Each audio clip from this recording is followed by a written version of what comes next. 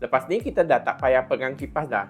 Guna je kipas ni. Lepas tu kita boleh gantung aja dekat beg, pinggang dan baju tu masa buat delivery. Hai guys, saya Abang Ash and welcome back to my channel. So hari ni kita tak review smartphone, tapi hari ni kita nak review satu kipas yang sesuai untuk rider, iaitu kipas GOOJODOQ S011. Kipas ni memang lain sikit daripada kipas yang biasa kita pegang dekat tangan tu. Sebab kipas ni kan, kita boleh gantung aja dekat beg, payung, pinggang dan boleh gunakan dia sebagai table fan. Jadi kalau korang selalu pergi dekat outdoor ke, nak chill dekat taman ataupun pergi camping tu, kipas ni memang dapat sejukkan badan kita dan rasa selesa. Jadi jom kita tengok apa yang best dekat portable waist fan ini.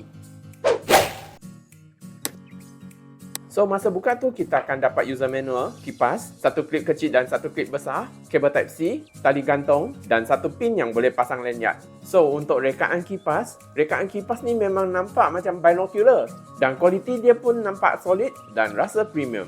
Jadi kalau kita nak bawa dia pergi camping ke masuk dalam beg tu, kipas ni memang senanglah kita nak bawa dia pergi ke mana-mana tempat itu.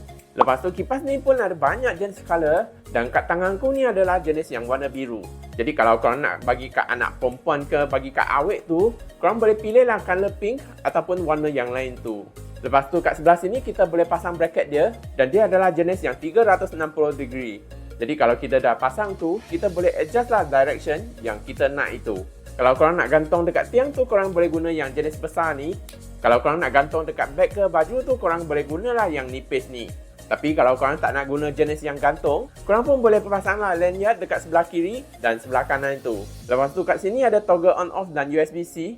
Dan kat sini pula ada LED display. Jadi kalau kita nak adjust angin dia, kita boleh scroll pergi ke kiri dan kanan dan tengok percentage dia. Lepas tu bateri yang dia guna adalah jenis yang 3600 mAh dan charging time dia adalah sekitar 3 jam. Jadi kalau kita pakai angin kuat kan, dia boleh tahan dalam 2 jam lebih. Tapi kalau kita guna angin yang slow tu, dia boleh tahan sehingga 9 jam.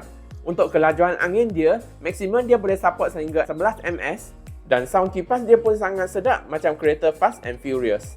Jadi kalau korang nak gunakan dia masa buat delivery ke, bagi kat anak ataupun pergi camping tu, angin dia memang sangat kuat dan rasa selesa. Dan ini adalah sound test masa kita guna kipas dia.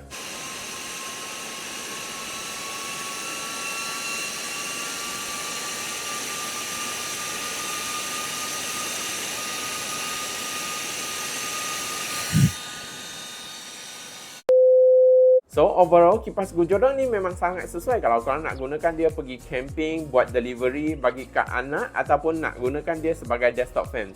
Sebab saiz dia memang sangat compact, angin dia kuat dan harga dia pun sangat mesra bajet. So kalau korang tengah nak cari kipas yang ada saiz yang compact, angin yang kuat dan harga dia sekitar RM50, memang korang kena masukkan dia dalam list korang.